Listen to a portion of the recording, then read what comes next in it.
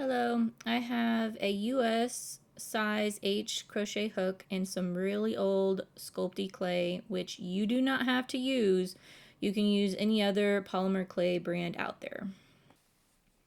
So I chose two different colors from the four I showed you before. No particular colors that I wanted. I'm trying to use up my old polymer clay, and I figured this would be a good time to do that. I figured out a while ago that to easily mix these colors and even get like a small marble effect to it is to chop them up into smaller pieces and mix them together. Sorry, that was mostly off camera, but here are the pieces. To show how hard and old this clay is by squeezing it, and if it doesn't form in your hand fairly easily, then you need to soften it. And I've been using Sculpey softener. You can find it at any craft store. I'm only going to use a couple of drops. That's all you need.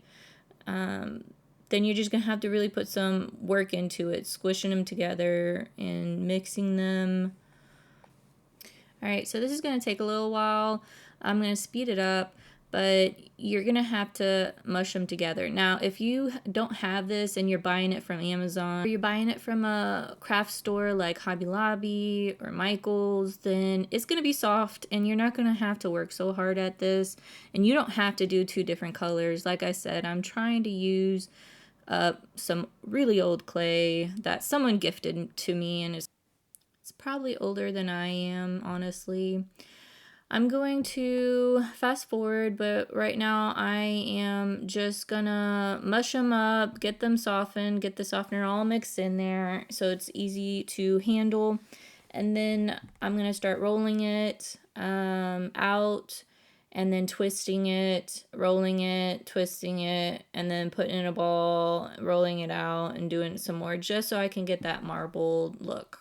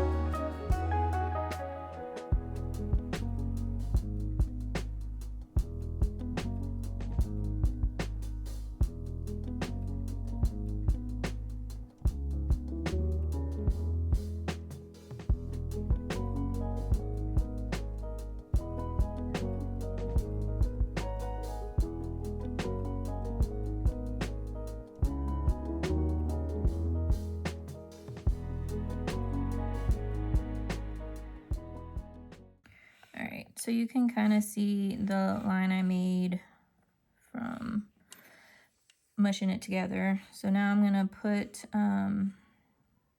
my crochet hook, I'm going to bring it out, and I'm going to kind of just measure it a little bit.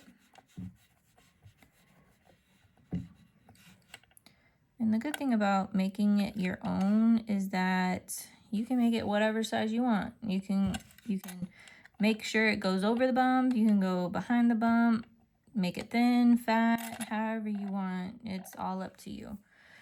So I'm gonna get my X-Acto knife. I feel like I'm doing surgery right now. Alright, so I opened it up.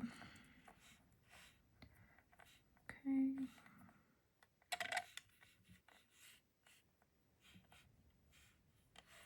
It looks like that. Now, you're going to need to get some oven baked clay adhesive. This is to keep the metal hook inside. And this will bake and harden. And so I just go in and I zigzag across, but I always try to get as much as I can in there, in the crease, but you don't want too much because then it's just gonna gush out and then you're gonna have to clean that up. So it's a you know, a give and take kind of job.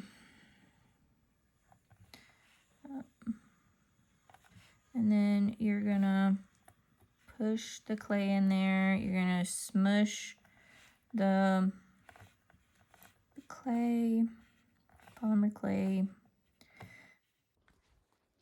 So now I'm gonna clean up this excess with some paper towels off screen. If you happen to do more or less, that's fine. No harm, no foul. Now I'm gonna roll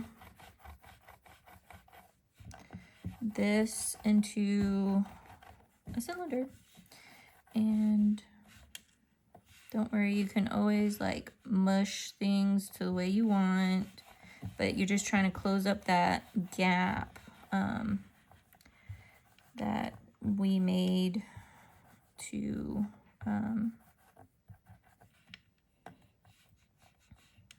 put the crochet hook in there. All right. And you can also shape it with your fingers. You can make grooves, like if you're gonna hold it with your hand. You can have it thinner down here, or you can make it thicker up here. Know that it's an H, so I am going to get, I'm gonna get this, and I usually try to leave like a flat bottom, and I just go in and press in the size. All right, if you have any dark spots or fuzzies, use a clean Q-tip with some alcohol and just rub lightly on the spots that you're trying to get rid of, and you'll get them. I want to bake the sculpty clay at 275, 15 minutes for every 1/4 inch, so that means 30 minutes. But since I'm putting metal inside, I just want to give a little extra time, so I'm gonna bake it for 40 minutes, and it's fine. My toaster oven is a little wonky, and the temperature reaches 275 at 255, so always check your oven or toaster oven to make sure you have the correct temperature, because you can over bake this. If you want to put it on butcher paper, fine. If you want to put on some batting so it keeps its shape all the way around, that's fine too. I'll show you what batting looks like. It leaves little debris behind. Okay, I just took the crochet hook out of the oven. It's still hot, but I'm going to peel off the batting so you can see, hopefully, that it will leave little debris fuzzies behind. You can handle this in a couple of ways. You can peel it off, rub it off, pick it off, or you can take sandpaper and lightly sand it. I am going to choose to do the lightly sanding. It seems the fastest way to do this. So I decided to go ahead and put some glitter on here. I'm not covering the whole thing, so I just used some UV resin, painted a few strips around here and there, and now I'm going to add the glitter that I chose to use, which I got at Walmart, so super cheap. You don't have to do it. I just wanted to show you you can add glitter after you baked it. This is how you do it. After you put the glitter on there and pour it on there, tap it off and whatnot, just bring it out into the sun, direct sunlight, and let it cure. And then bring it back in, and you're going to want to seal it. And I'm going to choose UV resin as well for the sealant. And so you just coat it and bring it back outside into the sun, or put it under your UV light, whatever floats your boat. But I will skip ahead and show you what it looks like. I just wanted to point out that you can see right here, there's some excess right here. You can leave it, it's not going to be a problem. If there's any on the hook itself, I use the back side of my X-Acto knife, and I just kind of scrape it because you don't want to mess up your hook. I hope you found this video helpful. Please like and subscribe.